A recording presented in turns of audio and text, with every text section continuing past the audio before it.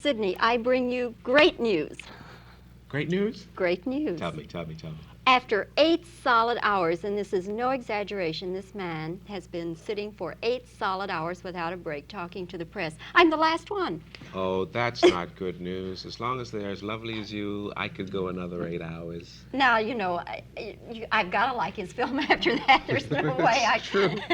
Anyway, I like the film to begin with. Thank you. But they're also bringing the ambulance for you. Yeah, well, that's considerate. So that's got to be the other part of the good news.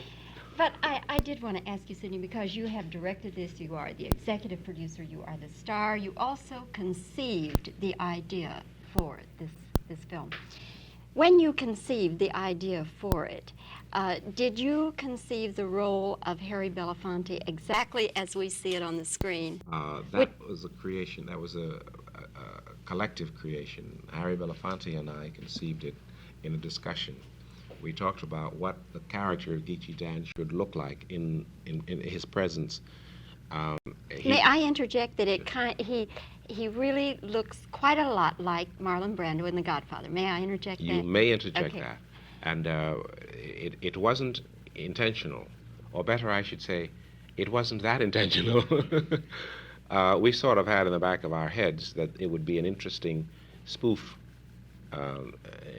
if we approached it that way. And Harry was leaning in that direction. And I was reluctant because I wanted to...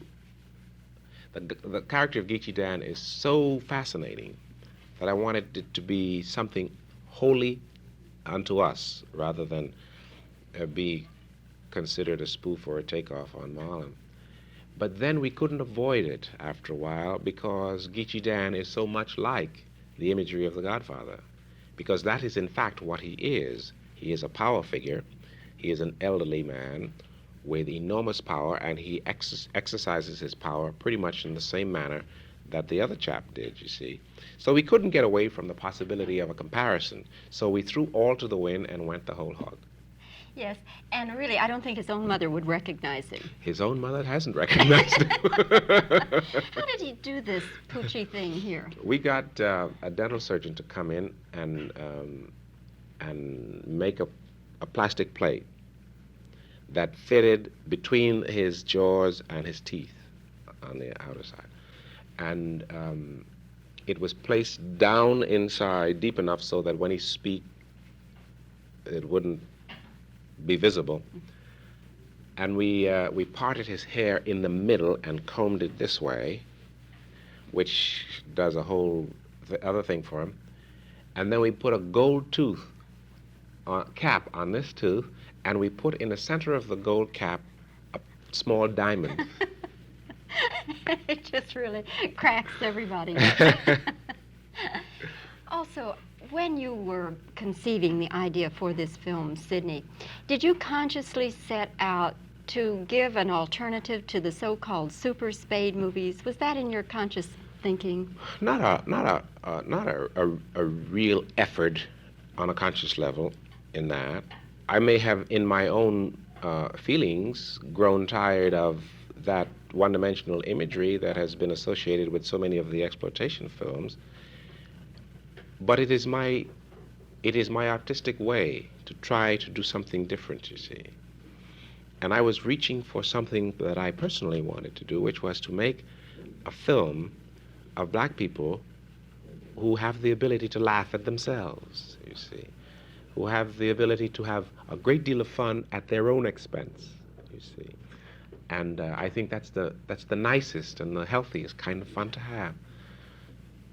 We have not had such a film, and I chose to make one like it. Mm-hmm. At any time during the making of the film, Sidney, did you have reservations that maybe we're going too far and maybe we'll get criticism, and particularly from the black community? Did that... No, I wasn't at all concerned about that. Not in the least. And because the characters I deal with in the film are characters that are honed right out of our culture, you see. And they are immediately recognized. Now, you were in the audience last night, were you not? Indeed, I was. And the film, at least 1/3 of the film was missed because the audience was laughing all the way through. They couldn't, some of the lines, they couldn't be heard, correct? uh, and a great number of the people who were laughing were black people. So, no, they find identification in it, you see. They find that the range of the humorous things are close to their own experiences, you see. And that is, it is not a put-down film on either side of the fence, that it's just a film where people have fun about the things that make up their lives. Now, if this is accepted, Sidney, and if what you've been telling me proves to be true, do you think then that we'll see the day when perhaps Amos and Andy could come back on television without the television stations being threatened for showing it? I think so. I think you'll see it. Well, listen, you know, when Amos and Andy was shown, do you know that black people enjoyed Amos and Andy a lot? Yes, but then in recent years, television stations have had to take it off because they've actually had threats. Yeah, well, that too is understandable. And I think it's coming back, and being able to be screened with no threats is also understandable, because we go through stages. We go through stages in our development. And a part of our development in that context as black people is to be able to laugh at things like the Amos and Andy thing. And what will allow us to laugh at the Amos and Andy as it was done before is the distance we have moved away from it. Do you understand? Mm-hmm. And if the distance is appreciable, we will be able to laugh at it. And in another sense, if they redo the Amos and Andy thing, if black people are involved in the production, in the creation, and in the execution, in the sensitive and critical areas, that they'll laugh all the harder at it. One reviewer has written, Sidney, that had this film been made by a white producer-director, he'd be run out of town. I know he'd be run out of town for making people laugh so hard. That's why he'd be run out of town. Do you really think so? Of course. You think a white director could have done it? Certainly he could have done it. I'm glad he didn't. And you don't think that the critics and the black community would have said, oh, you know, there's Whitey, you know, giving his point of view about black people? No, I think that might be white sensitivity. I think, look, some of the finest films we have had about black people, or with black people in them, were made by white producers and white directors. I think one of the resentments on the part of the black community has been not that it was done, or a film is done by a white director, but that all the films were being done by white directors, and there were no black directors or black actors, with the exception of myself, involved in filmmaking. But since the last 6, 7, 8 years, when there has been an enormous upsurge of job opportunities in this for us, we have now 25 or 35 very good, prominent, and well-known and continuously employed black actors. We also have 5 or 6 black directors, and we have a few black producers, you see. So we have removed ourselves somewhat in our development from that time when we were totally excluded, so that our view, our retrospective view on that question is different from what it was at that time. Do you know what I mean? So that it isn't so much a resentment that a white producer and director is doing a black film. You follow? Mm-hmm. Now, a white director, a white producer will do a black film, and that's cool. Sidney, I'm going to shift gears on you now. This is a question I've always wanted to ask you, and it may be another 3 or 4 years before we have a chance to talk, so I'm shifting gears. When you made Guess Who's Coming to Dinner, and the very first time that you went on the set to have a scene with Spencer Tracy, do you recall how you felt or anything special that happened at that moment? Sure.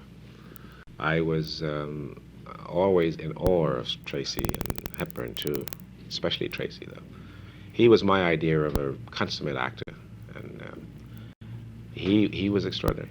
It was difficult for me to do my work because it's hard to have someone so accomplished working opposite you. It's difficult to subdue your view of them. And I found that very difficult. There was a scene I blew all my lines with Tracy. I couldn't get beyond a certain point. We would start, and I would have like a big paragraph to say, and I would roam around the room, and I would say so and so and so and so, and then I would come to rest in front of him, and I'd look in his eyes, and I'd go blank. couldn't remember a thing. And we finally finished it by Stanley Kramer sending Tracy home, right?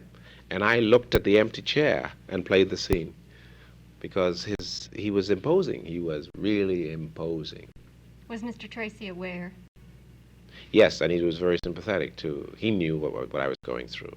Hepburn was also very sympathetic. She's terrific, you know. She's really terrific. Sidney, thank you so much for spending this time with us. Thank and the you. ambulance is waiting. Oh. Thank you very much.